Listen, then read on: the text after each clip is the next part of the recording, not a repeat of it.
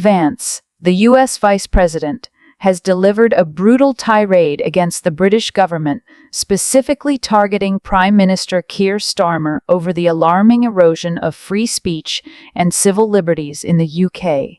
His speech paints a damning picture of a country that was once a global beacon of democracy, but is now falling under state-imposed ideological control, where even silent prayer can be considered a criminal offense. Vance's scathing remarks expose how Britain, under Starmer's leadership, has abandoned its core democratic values in favor of draconian policies that suppress dissent and policing. Now have a watch of this. I believe there is nothing more urgent than mass migration.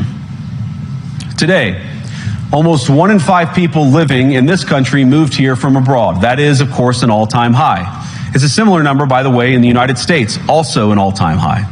The number of immigrants who entered the EU from non-EU countries doubled between 2021 and 2022 alone, and of course it's gotten much higher since. And we know the situation, it didn't materialize in a vacuum. It's the result of a series of conscious decisions made by politicians all over the continent and others across the world over the span of a decade. We saw the horrors wrought by these decisions yesterday in this very city. And of course, I can't bring it up again without thinking about the terrible victims who had a beautiful winter day in Munich ruined. Our thoughts and prayers are with them and will remain with them. But why did this happen in the first place? It's a terrible story, but it's one we've heard way too many times in Europe and unfortunately too many times in the United States as well. An asylum seeker, often a young man in his mid-20s, already known to police, rams a car into a crowd and shatters a community. How many times must we suffer these appalling setbacks before we change course and take our shared civilization in a new direction? No voter on this continent went to the ballot box to open the floodgates to millions of unvetted immigrants. Vance, the Vice President of the United States, has launched a brutal attack on the UK government, particularly targeting Prime Minister Keir Starmer over the alarming erosion of free speech and civil liberties in Britain. His speech paints a damning picture of a country that was once a global beacon of democracy, but is now descending into state-enforced ideological control, where even silent prayer can be deemed a criminal act. Vance's scathing remarks expose how Britain, under Starmer's leadership, has abandoned its core democratic values in favor of draconian policies that suppress dissent and police thought itself. At the heart of his criticism is the case of Adam Smith Connor, a former British Army veteran and physiotherapist who was prosecuted for nothing more than silently praying outside an abortion clinic. This was not an act of protest, not an attempt to obstruct or influence anyone, just a quiet moment of personal reflection. Yet, under the UK's new buffer zones law, even an unspoken thought that challenges the government's ideological stance on abortion is considered illegal. The fact that British police interrogated Connor about what he was praying for, then proceeded to convict and fine him, is nothing short of authoritarian lunacy. This case, as Vance rightly points out, is not an isolated incident, but part of a wider trend of oppressive policies that criminalize personal beliefs. But the problem doesn't stop there.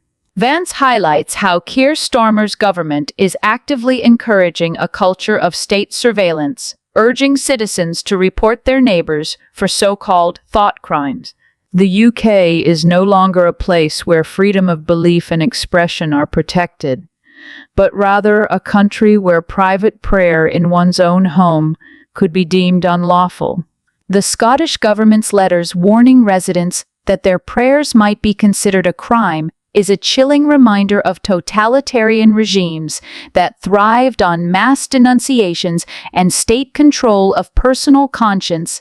Moreover, Vance does not merely focus on the UK, but places it within the broader European crisis of free speech. drawing attention to Brussels' threats to shut down social media platforms during times of civil unrest and Sweden's persecution of a Christian activist whose actions led to his friend's murder.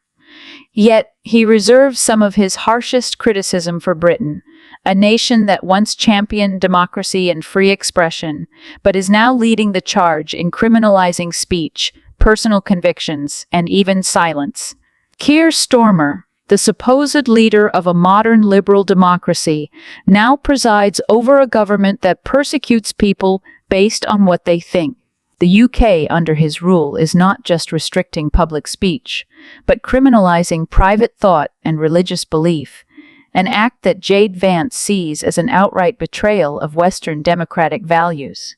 Britain is no longer setting an example for the world, but is instead adopting the repressive tactics of the very regimes it once opposed.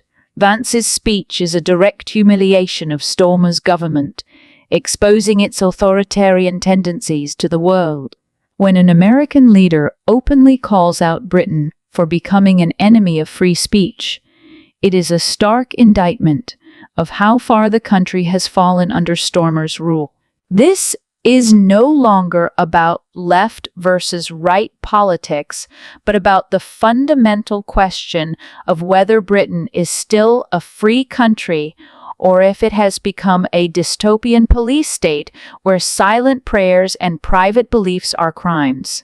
The culture of denial and cover-up that's led to this scandal has often happened over recent years by attacking people's tone. So can the Minister comment on the row in Wales when last week the presiding officer of the Senedd denied that Wales had a grooming gangs problem and accused Darren Miller, who raised it, of being over-graphic and using the wrong tone when describing one young girl's ordeal, leading to that victim saying that she feels her experience was downplayed? Surely tone is not the problem at all, and the Minister started off saying it was. And then finally, can the Minister explain how 5 local inquiries can deal with ongoing problems in at least 50 towns in the UK, and that witnesses can't be compelled to attend? It just feels inadequate, and that is what many victims are saying. I'm responsible for many things in this department, but I'm not responsible for the comments of the Senedd presiding officer or any spat that they may have with the leader of the Conservative Party in Wales in the Senedd. That is a matter for them. But what I can say to the noble Baroness is that tone is important, and I've tried to have an inclusive tone with this House in response to the recommendations, and I put my disappointment down at the initial comments and tone of the front bench of His Majesty's opposition, in their tone, which tried to, in my view, politicise what should be a contribution from all parties and none in this House to implement the recommendations of the ICSA report. The culture of denial and cover-up. Claire Fox's challenge to the government. Claire Fox's speech in Parliament highlights a disturbing pattern of denial and deflection when it comes to serious social issues in the UK, particularly the problem of grooming gangs. Her comments directly challenge the government's reluctance to fully acknowledge and confront the scale of these crimes, as well as the dangerous tendency of officials to dismiss concerns based on tone rather than substance. Fox points to a recent incident in Wales, where the presiding officer of the Senedd denied the existence of a grooming gang problem, despite growing evidence to the contrary. When Conservative politician Darren Miller attempted to bring up a specific case involving the horrific ordeal of a young girl, he was accused of being overly graphic and using the wrong tone. This response, rather than addressing the issue, effectively sought to silence discussion by shifting the focus away from the content of his argument and onto the way it was presented. The end result was that even the victim herself felt her suffering was being downplayed and dismissed by those in power. This obsession with tone over truth is part of a wider problem in British politics, where difficult and uncomfortable issues are often avoided by accusing those who raise them of being inflammatory, divisive, or even racist. Instead of acknowledging the victim's suffering and committing to real solutions, politicians often choose to shield themselves from criticism by attacking the language used to describe the crisis. This tactic not only suppresses vital discussions, but also betrays the very people the government is supposed to protect. Fox also challenges the government's response by questioning the effectiveness of its proposed investigations. She points out that only 5 local inquiries have been commissioned to look into grooming gangs, despite evidence that these crimes are occurring in at least 50 towns across the UK. This raises serious concerns about whether the government is genuinely committed to uncovering the full extent of the problem or simply trying to create the appearance of action while limiting the scope of investigation. Even more troubling is the fact that witnesses cannot be compelled to attend these inquiries, meaning that key testimonies could be withheld, further undermining any efforts to achieve justice for the victims.